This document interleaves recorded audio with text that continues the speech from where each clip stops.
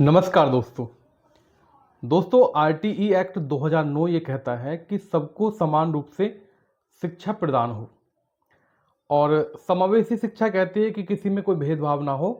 और सरकार भी कहती है कि 6 से 14 वर्ष तक के सभी बच्चों को अनिवार्य रूप से शिक्षा प्रदान की जाए, कोई भेदभाव ना हो लिंग जाति के आधार पर।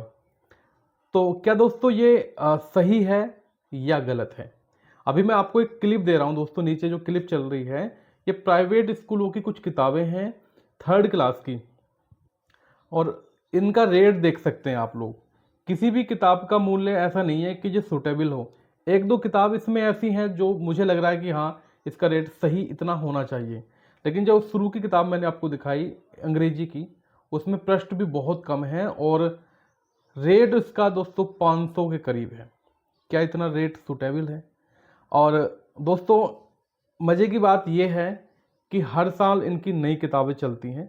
मैं किसी स्पेशल स्कूल का नाम नहीं ले रहा हूँ, ठीक है?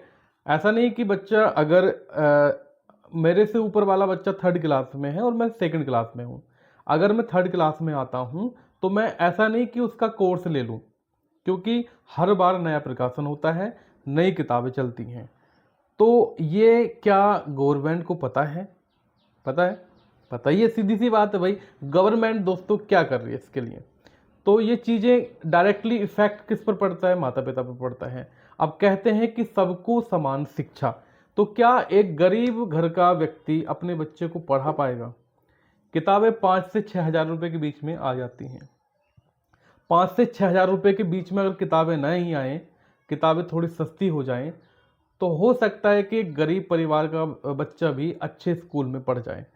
तो समान शिक्षा की मैं बात कर रहा था, तो दोस्तों समान शिक्षा बच्चे को कहाँ मिलेगी जब उसके पास इतना पैसा ही नहीं होगा। किताबें ही सारा खून चूस लेती हैं, किताबें और यूनिफॉर्म बिल्कुल सफा कर देती हैं, बाकी फीस भरने लायक तो उसकी हिम्मत ही नहीं रहती बेचारे की।